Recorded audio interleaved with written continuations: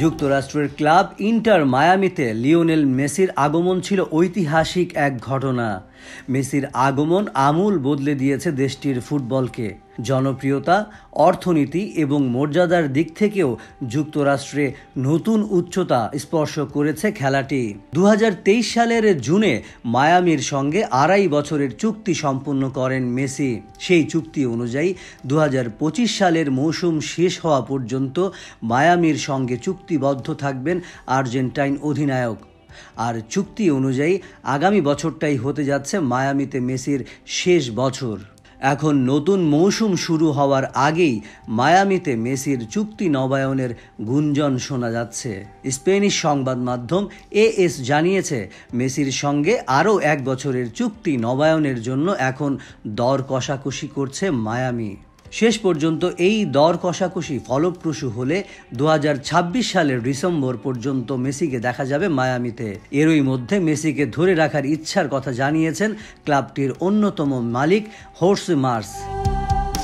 এখন পর্যন্ত চুক্তি পাকা না হলেও যে কোনো মুহূর্তে আনুষ্ঠানিক ঘোষণা আসতে পারে বলে মনে করছেন AS। শুধু ASই অবশ্য নয়, আর্জেন্টাইন সংবাদ মাধ্যম TYC স্পোর্টসও জানিয়েছে মেসিকে নতুন চুক্তির প্রস্তাব দেওয়ার প্রস্তুতি নিচ্ছে মায়ামি। মেসির সঙ্গে মায়ামির চুক্তি বাড়ানোর আরেকটি উল্লেখযোগ্য ইঙ্গিত হতে পারে হাভিয়ের মাচেরোনের ক্লাবটির কোচ হয়ে আসা। সম্প্রতি আর্জেন্টাইন কোচ জেরার্দো মার্তিনোর বিদায়ের পর ক্লাবটির নতুন কোচ করা হয়েছে আরেক আর্জেন্টাইন ও মেসির সতীর্থ মাচেরানোকে। অনেকের ধারণা সাবেক এই আর্জেন্টাইন মিডফিল্ডারের কোচ হয়ে আসার পেছনে বিশেষ প্রভাব আছে মেসির। তেমনটা হলে মেসির চুক্তি বাড়ানোর বিষয়টিও একেবারে অযৌক্তিক নয়। 2026 সালের শেষ পর্যন্ত মেসির মায়ামিতে থাকার আরেকটি বড় কারণ হতে পারে বিশ্বকাপ।